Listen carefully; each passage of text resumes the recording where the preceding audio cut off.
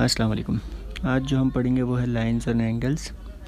और सबसे पहले मैं बताऊँ ये लाइन क्या होती है। बेटा लाइन कोई भी ऐसी एक सीधी मैंने लाइन बना दी और इसके दोनों तरफ एरो बना दी तो मैं इसे लाइन कहूँगा। क्यों? क्योंकि ये अनकंटीन्यूस, ये कंटिन्यूसली चलती जा रही है। यानी इस एरो का मतलब ये लाइन इस तरफ जाती जा रही है और इस तरफ जाती है, रुक नहीं रही है। अच्छा, दूसरी अगर मैं ऐसी सिंपल लाइन बनाऊँ तो इसका क्या मतलब है? ये लाइन नहीं है, ये लाइन सेगमेंट है। यानी ये यहाँ से आगे जा नहीं रही है, इसका मतलब ये यहाँ रुक गई है। तो इन दोनों बातों का फ़र्क समझें। ये लाइन है, जबकि ये जो मैंने लिखी है ये है लाइन सेगमेंट। ठीक है जी। लाइन सेगमेंट क्या है? जिसके दोनों तरफ डॉट लगा दिया, रोक दिया।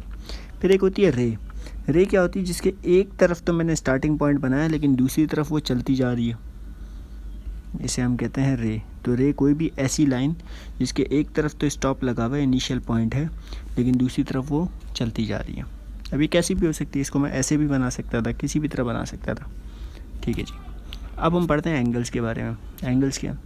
एंगल्स ये होते हैं कि जब भी दो लाइंस आपस में टकराती हैं, इंटरसेक्ट करती हैं, जैसे मैंने इस लाइन को और इस लाइन को आपस में इंटरसेक्ट करा दिया, या फिर इस लाइन को और इस लाइन को इंटरसेक्ट कराया, तो कुछ एंगल्स बनते हैं।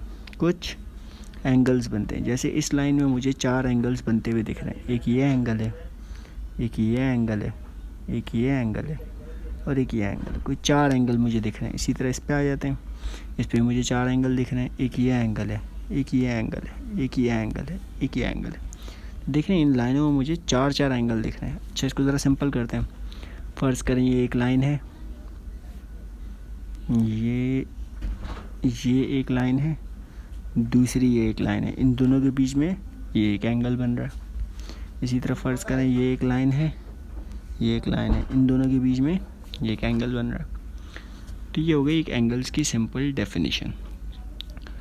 अब हम लाइंस के बारे में थोड़ा सा और पढ़ते हैं। कुछ लाइंस होती हैं पैरेलल लाइंस। पैरेलल लाइंस क्या होती हैं?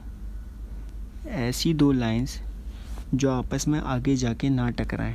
जैसे ये दोनों पैरेलल हैं, या फिर ये दोनों पैरेलल हैं, या मैं ऐसे भी बना सकता हूँ।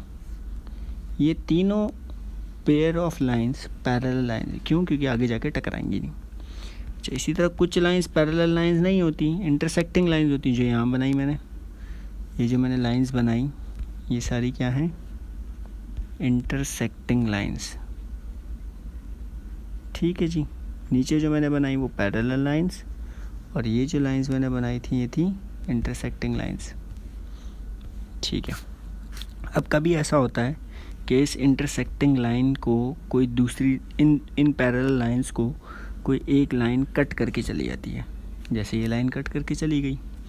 इसी तरह से जैसे ये दो पैरेलल लाइंस हैं, इनको कोई एक लाइन कट करके चली गई, या इसी तरह इन दोनों पैरेलल लाइंस को एक लाइन कट करके चली गई। तो ऐसी कट करने वाली लाइन को हम कहते हैं ट्रांसवर्सल लाइन। क्या कहते हैं? Transversal line. यानी ट्रांसवर्सल लाइन वो लाइन जो किसी दो पैरेलल लाइंस को कट कर दें। चलिए हम ज़रा रिवाइज करते हैं। अब तक हमने क्या पढ़ा? हमने पढ़ा लाइन क्या होती है, हमने पढ़ा लाइन सेगमेंट क्या होती है, हमने पढ़ा रे क्या होती है। फिर हमने पढ़ा कि जब दो इंटरसेक्ट करती हैं लाइंस, जब दो लाइंस आपस में इंटरसेक्ट करती हैं कुछ एंगल्स बनते हैं। जैसे यहाँ पे बहुत सारे एंगल्स बन रहे हैं। फिर हमने पढ़ा पैरेलल लाइंस क्या होती है। पैरेलल लाइंस वो दो लाइंस जो आपस में कभी टकराएं नहीं। जैसे ये दोनों लाइंस जो थी ये आपस में पैरेलल लाइंस थी।